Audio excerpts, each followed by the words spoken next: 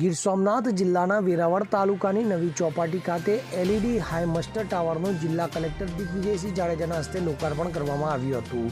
જિલ્લા કલેક્ટર દિગ્વિજયસિંહ જાડેજાના માર્ગદર્શનમાં વહીવટીતંત્ર દ્વારા વેરાવળ શહેરની ચોપાટી ખાતે પેવર બ્લોક સહિતના વિકાસ કાર્યો હાથ ધરવામાં આવે છે। જે ઉપક્રમમાં જિલ્લા આયોજનની ગ્રાન્ટમાંથી ₹22.28 લાખના ખર્ચે 4 એલઈડી હાઈમસ્ટ ટાવરનો લોકાર્પણ કાર્યક્રમ યોજાયો હતો। ત્યારે જિલ્લા કલેક્ટર દિગ્વિજયસિંહ જાડેજાના અધ્યક્ષસ્થાને તથા ભાવનગર કમિશનર BM સોલંકીની પ્રેરક ઉપસ્થિતિમાં વેરાવળ શહેર નવી ચોપાટી ખાતે જિલ્લા આયોજનની ગ્રાન્ટમાંથી ₹22.28 લાખના ખર્ચે 4 એલઈડી હાઈમસ્ટ ટાવરના લોકાર્પણનું કાર્ય સંપન્ન કરવામાં આવ્યું હતું।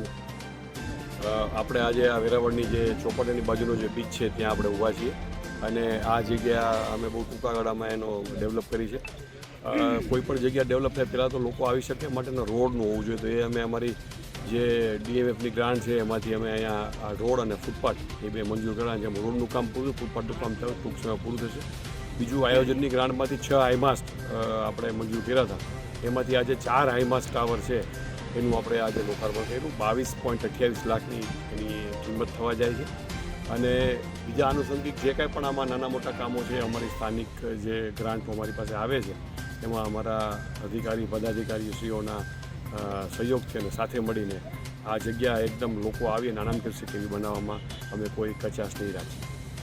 અમે અહીંયા રેયોનનો સંપર્ક કરી, ઇન્ડિયન રેયોનનો, અને એનો અમે એના પ્રેસિડેન્ટને એક અપીલ કરી હતી કે અહીંયા એક સારું એક ગાર્ડન એવું બનાવી દો અમે નાનું એવું, જેથી લોકોને સવારે આવે તો એક સારું એક વાતાવરણ જોવા મળે, તો એને સારો પ્રતિસાદ આપ્યો। હમણાં અઠવાડિયા પહેલાં જ અમે આ ગાર્ડનનું જે ખાતમુહૂર્ત કર્યું છે અને લગભગ 31-3 પહેલાં તો એ ગાર્ડન એ પૂરું થઈ જશે।